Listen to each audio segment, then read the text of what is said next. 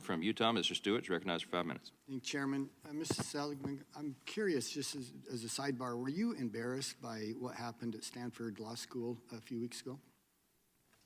So I'd like to clarify that I am... In regards to the suppression of free speech with the federal court, district court judge? So I'd like to clarify that I am testifying here on my own behalf and not on behalf of... I understand that. I'm just curious. I mean, I would imagine you would be embarrassed by that. But are you familiar with GDR, East German Stasi secret police? I'm sorry, can you speak up a little bit? Are you familiar with GDR, the East German Stasi secret police? Generally, yes. Generally, yeah. We know they use techniques of threats and intimidation, censorship in order to maintain and control and ensure continuation of government power. They're one of the most repressive and powerful forces that we've seen in our modern world. Now, I'd like to quote some of their objectives and some of their tactics that they would use. The aim of the Stasi was to switch off a group or private citizens by hindering any positive media or public exposure to their thoughts, views, and policy positions, including pressuring newspapers and other media. Would you be comfortable with the government using those kind of tactics in order to suppress thoughts, views, and policies? If your question is whether I'm comfortable with the American government using the tactics of the East German Stasi, the answer is no. Thank you. Mr. Sauer, do you see any difference between Stasi secret police tactics and government suppression of individual expression on social media?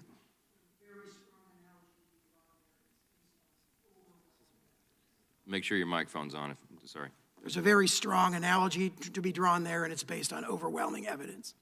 Well, I see no difference at all. It's a very close comparison. I think it's an incredibly close comparison. I mean, I would reemphasize, including pressuring pressuring newspapers and other media in order to hinder any positive media or public exposure to their thoughts, views, or policy positions. There's no difference at all. That's correct. Let me give you one other example. We're talking about the East German Stasi and the tactics they used. Another one, conspicuous visits to homes or workplaces so that citizens would be aware of and intimidated by their presence and power. We had a journalist here who was not a conservative journalist, by the way. He was here for a matter of a few hours talking about the weaponization of the federal government, and during that time, the IRS showed up at his house, something that the Secretary of Treasury admitted only happens, so far as she knows, when someone is under investigation for fraud and they need a personal interview. That's the only time she knew of some IRS agent appearing at someone's house.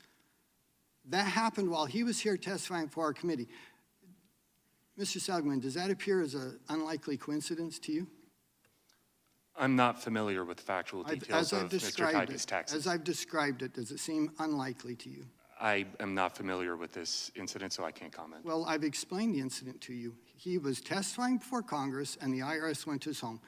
I have no idea whether it's a coincidence. Okay, Mr. Sauer, how does it appear to you? The timing is incredibly suspicious. It's incredibly suspicious. And I'll quote again from Stasi secret police tactics: conspicuous visits to homes and workplaces so that citizens would be aware and intimidated by their presence and power. I think my description to you is sufficient that you could make a judgment of that. Again, I'm not familiar with the details of Mr. Taity's taxes. All right, so I'm surprised that you wouldn't want to condemn that. I'm surprised you wouldn't want to say, you know what, as you've described it to me, that makes me uncomfortable, that the IRS would show up at someone's home while they're testifying before Congress. As a matter of principle, government retaliation for the exercise of free speech is problematic. It's wrong.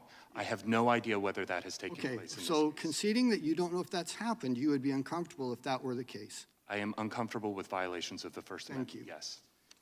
That's what we're talking about here. And I know you've seen on display the emotion of our colleagues on the other side of the aisle. I'm shocked that they don't want to condemn it. I'm stunned that they don't ask you the same questions that we ask.